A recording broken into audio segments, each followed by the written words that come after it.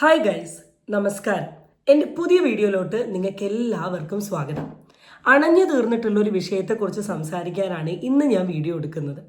May be നിങ്ങളെല്ലാവരും കുറേ ഇൻഫ്ലുവൻസേഴ്സിൻ്റെ സൈഡിൽ നിന്ന് ഈ വീഡിയോ കണ്ടിട്ടുണ്ടാവും, കേട്ടിട്ടുണ്ടാവും. എത്ര പേര് വീഡിയോ കാണും എന്നുള്ളൊരു പ്രതീക്ഷ പോലും എനിക്കില്ല. എന്നാലും ആദ്യം തൊട്ടേ ഇവരുടെ ഒരു സബ്സ്ക്രൈബർ എന്ന നിലയിൽ ഈ വിഷയവുമായി ബന്ധപ്പെട്ടിട്ട് കുറച്ച് കാര്യങ്ങൾ സംസാരിക്കാമെന്ന് കരുതി. അത് ഞാൻ ഭയങ്കര കൺഫ്യൂസ്ഡ് ആയിരുന്നു, ഈ വീഡിയോ ചെയ്യണോ ചെയ്യണ്ടേ എന്നുള്ളത്. കാരണം ഒരു വ്യൂവർ എന്ന നിലയിൽ കുറേ ഇവരുടെ ലൈഫിനെ കുറിച്ചിട്ട് എനിക്ക് മനസ്സിലായിരുന്നു. പിന്നെ ഞാൻ കരുതി വേണ്ട, എന്തായാലും ഒരു വീഡിയോ എടുത്തേക്കാം എന്ന് കരുതി എടുക്കുന്ന ഒരു വീഡിയോ ആണിത്. അപ്പം നിങ്ങൾക്ക് ഞാൻ പറഞ്ഞതിൽ നിന്ന് മനസ്സിലായോ എന്ന് എനിക്കറിയില്ല. ഞാൻ സൈഡിലൊരു പോസ്റ്റ് കൊടുക്കാം. ഈ പോസ്റ്റ് കാണുമ്പോൾ നിങ്ങൾക്ക് മനസ്സിലാവും. നമ്മുടെ മിറാക്കിൾ ബ്യൂട്ടി വ്ളോഗിലെ കുഞ്ഞാറ്റയും ഇച്ചായനും ഡിവോഴ്സ് ആയിരിക്കുകയാണ്. അപ്പോൾ അതുമായി ബന്ധപ്പെട്ടിട്ട് കുറച്ച് ദിവസം മുമ്പ് ആളൊരു പോസ്റ്റ് ഇട്ടിരുന്നു.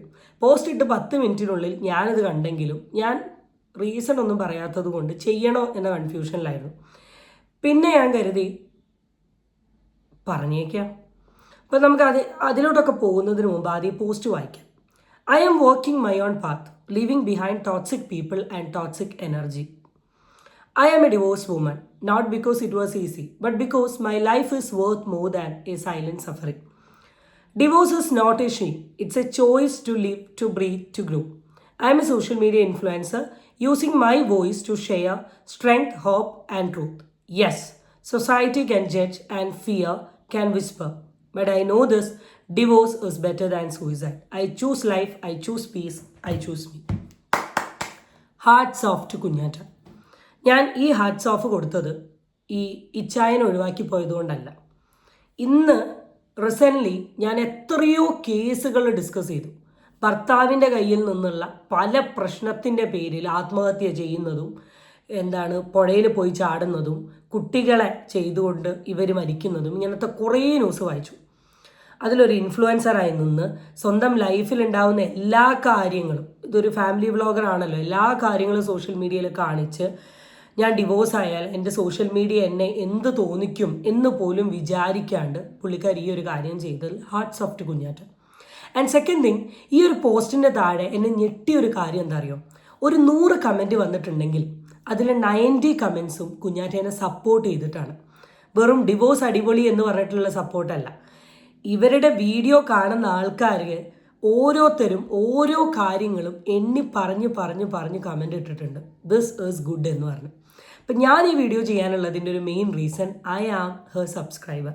മിറാക്കിൾ ബ്യൂട്ടി വ്ളോഗ്സിൽ കുഞ്ഞാറ്റ കല്യാണം കഴിക്കുന്നതിന് മുമ്പ് തൊട്ട് ഞാൻ ഈ പെർട്ടിക്കുലർ ലേഡീനെ സബ്സ്ക്രൈബ് ചെയ്ത് വെച്ചിട്ടുള്ള ഒരാളാണ്. അപ്പോൾ അതുകൊണ്ട് തന്നെ ഇവരുടെ ലൈഫിൽ നടന്ന കുറേ കാര്യങ്ങൾ എനിക്ക് നന്നായിട്ട് മനസ്സിലാവും.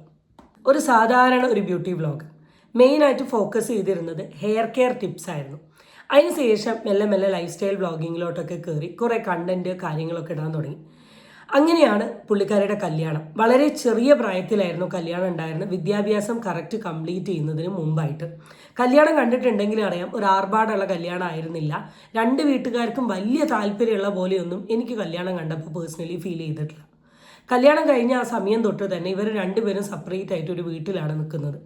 അങ്ങനെ പിന്നെ ഇവരുടെ വീട്ടിലെ വീഡിയോസ്, വ്ളോഗ്, കപ്പിൾ വീഡിയോസ്, പിന്നെ പ്രാങ്ക് വീഡിയോസ്, അങ്ങനെ കുറേ വ്ളോഗ് കാര്യങ്ങൾ തുടങ്ങി. ഈ ടൈം തൊട്ടേ കുഞ്ഞാറ്റ ഭയങ്കര സ്ട്രഗ്ലിംഗ് വുമൺ ആയിട്ട് കാണാൻ തുടങ്ങി. വീട്ടിലെ കാര്യങ്ങൾ ചെയ്യുന്നു, കുട്ടീനെ നോക്കുന്നു, പഠിക്കാൻ പോകുന്നു, യൂട്യൂബിൽ വീഡിയോസ് ഇടുന്നു, അങ്ങനെ എല്ലാ കാര്യങ്ങളും ചെയ്യുന്നു. സൈഡിൽ മടിയനായൊരു ഭർത്താവ്. അങ്ങനെ ഇത് മുന്നോട്ട് പോകുന്നു. പിന്നെ ഭർത്താവിൻ്റെ വീട്ടുകാരുമായിട്ട് കുഞ്ഞാറ്റയ്ക്ക് കുറേ പ്രശ്നങ്ങൾ തുടങ്ങി. അങ്ങനെ പുള്ളിക്കാരി യൂട്യൂബ് ചാനലിൽ വന്നിട്ട് ഇത് റിലേറ്റ് ചെയ്ത് കുറേ കണ്ടൻറ്റുകൾ ഇടാൻ തുടങ്ങുന്നു, കരയാൻ തുടങ്ങുന്നു. അങ്ങനെ ഒരു സൈഡിൽ കൂടെ പോകുന്നു. എന്നാലും ഇവരുടെ ഇടയിൽ വലിയ പ്രശ്നങ്ങളുണ്ട് എന്ന് തോന്നിയില്ല. ലാസ്റ്റൊക്കെ എത്തിയപ്പം ഇച്ചായനെ വീഡിയോയിൽ കാണാണ്ടായി. ആൾക്കാർ ചോദിക്കാൻ തുടങ്ങി, ഇച്ചായന് വീഡിയോയിൽ താല്പര്യമില്ല എന്ന മറുപടി. അങ്ങനെ നഴ്സിംഗ് കംപ്ലീറ്റ് ചെയ്ത് മാൾട്ടയിൽ ജോലിക്ക് പോകുന്ന വീഡിയോയിലും കുഞ്ഞാറ്റ ഇച്ചായനെ കെട്ടിപ്പിടിച്ചിട്ടൊക്കെയാണ് ബൈ ബൈ പറഞ്ഞു പോകുന്നത്. അങ്ങനെ ഒരു യാത്രയായി അവിടെ എത്തി കുറച്ച് ദിവസം കഴിഞ്ഞ് നമ്മൾ കാണുന്ന പോസ്റ്റാണിത്.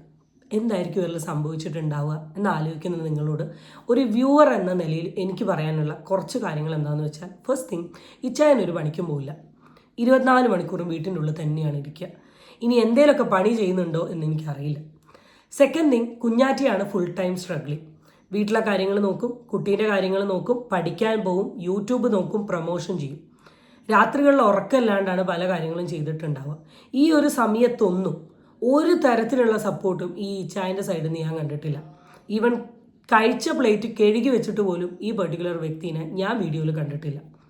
ആൻഡ് തേർഡ് തിങ് എന്ന് പറയുന്നത്, കുഞ്ഞാറ്റയും ഇച്ചായൻ്റെ ഫാമിലിയും തമ്മിൽ പല പ്രശ്നങ്ങളുണ്ടെങ്കിലും അവിടെ കുഞ്ഞാറ്റയ്ക്ക് വേണ്ട രീതിയിലുള്ളൊരു സപ്പോർട്ട് ഇച്ചായന് കൊടുത്തോ എന്നുള്ള കാര്യം അറിയില്ല.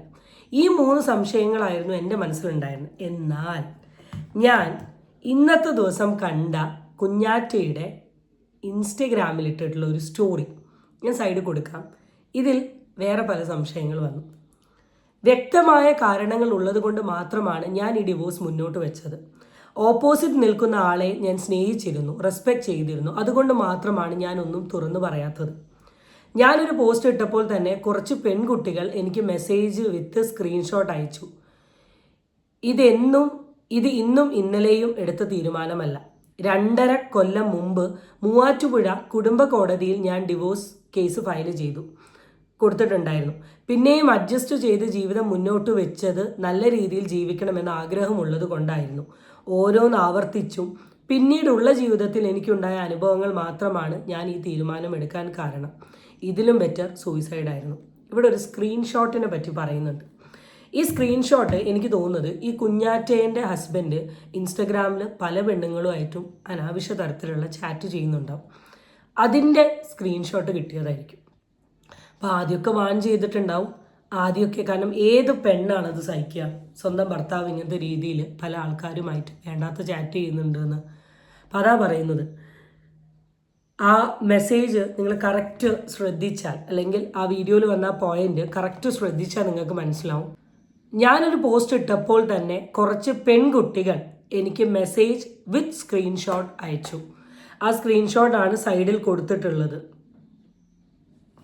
അപ്പം എന്തായിരിക്കും കുറച്ച് പെൺകുട്ടികൾ കുഞ്ഞാറ്റയ്ക്ക് അയക്കുക? എനിക്ക് ഈ വിഷയത്തെക്കുറിച്ച് എനിക്ക് പ്രധാനമായിട്ട് പറയാനുള്ളത് 2 കാര്യം. ഒന്ന്, നിങ്ങളുടെ പാർട്ട്ണർ പുറത്ത് എന്തുമായിക്കോട്ടെ, ജോലി ചെയ്യുന്ന സ്ഥലത്ത് എന്തുമായിക്കോട്ടെ, നാട്ടിലും വീട്ടിലും എന്തുമായിക്കോട്ടെ, നിങ്ങൾക്ക് ആ വ്യക്തിയുമായിട്ട് മുന്നോട്ട് പോകാൻ പറ്റില്ല എന്ന് നിങ്ങൾക്ക് തോന്നുകയാണെങ്കിൽ ഏത് സാഹചര്യത്തിലും ഡിവോഴ്സ് ചെയ്തു വരിക. നിങ്ങളും ആ വ്യക്തിയും തമ്മിലുള്ള ബന്ധം മാത്രം നിങ്ങൾ നോക്കിയാൽ മതി. ഓക്കെ. രണ്ടാമത്തെ ഒരു കാര്യം, നിങ്ങളുള്ള അതേ സമയം നിങ്ങളുടെ പാർട്ട്ണറിന് വേറൊരു റിലേഷൻഷിപ്പിൽ പോകാൻ പറ്റുന്നുണ്ടെങ്കിൽ നിങ്ങളൊന്ന് ആലോചിച്ച് നോക്കൂ. അയാൾക്ക് നിങ്ങളോട് ഒരു തരത്തിലുള്ള അറ്റാച്ച്മെൻറ്റോ ഇഷ്ടവും. നിങ്ങളോട് ആ ആത്മാർത്ഥത ഉണ്ടായിരുന്നെങ്കിൽ അയാൾക്ക് അങ്ങനെ ചെയ്യാൻ പറ്റുമോ? അങ്ങനെ ഒരു വ്യക്തിക്ക് വേണ്ടി സ്വന്തം ജീവിതം സ്പോയിൽ ചെയ്യരുത്. നമ്മളെ അയാൾക്കേ വാല്യൂ ഇല്ലാത്തുള്ളൂ. നമ്മളെ വാല്യൂ ഉള്ള എത്രയോ ആൾക്കാർ ഈ ലോകത്തുണ്ട്. ഡിവോഴ്സ് എന്ന് പറയുന്നത് ഒരിക്കലും ഒരു ബാഡ് ഡിസിഷനല്ല. സൂയിസൈഡും മെൻ്റൽ സ്ട്രഗിളും ഈ ഫിസിക്കൽ അബ്യൂസും അല്ലെങ്കിൽ സെക്ഷൽ അബ്യൂസും അല്ലെങ്കിൽ ഡിപ്രഷനും ആൻസൈറ്റിയും ടെൻഷനും ആങ്കറും ഫ്രസ്ട്രേഷനും പലതരത്തിലുള്ള സൈക്കാട്രിക് ഡിസോർഡേഴ്സും ഇതിൻ്റെ ഉള്ളിൽ നിന്നൊക്കെയുള്ള ഒരു രക്ഷപ്പെടുത്തലാണ് ഡിവോഴ്സ് എന്ന് പറയുന്നത്. അപ്പോൾ ഇതുപോലെ കുറേ ഫാമിലി വ്ളോഗേഴ്സിൻ്റെ ഡിവോഴ്സ് കാര്യങ്ങളൊക്കെ നമ്മൾ കാണുന്നുണ്ട്. കുറേ ആൾക്കാരെ റീസൺ പറയുന്നില്ല. പറഞ്ഞാലും പറഞ്ഞില്ലെങ്കിലും ഈ വീഡിയോ കാണുന്ന എല്ലാ പെൺകുട്ടികളോടും ആൺകുട്ടികളോടും എനിക്ക് ഒരുപോലെ പറയാനുള്ളത്, മുന്നോട്ട് പോകുന്ന ബന്ധം നല്ലതല്ല എന്ന് തോന്നിയിട്ടുണ്ടെങ്കിൽ ആ നിമിഷം തന്നെ അവസാനിപ്പിക്കുക ആൻഡ് പുതിയൊരു ലൈഫിലോട്ട് പോകുക. So guys, Tata bye bye. അടുത്ത വീഡിയോ വെച്ച് നമുക്ക് വീണ്ടും കാണാം. ചാനൽ ഇഷ്ടപ്പെട്ടാൽ സബ്സ്ക്രൈബ് ചെയ്യാൻ മറക്കരുത്.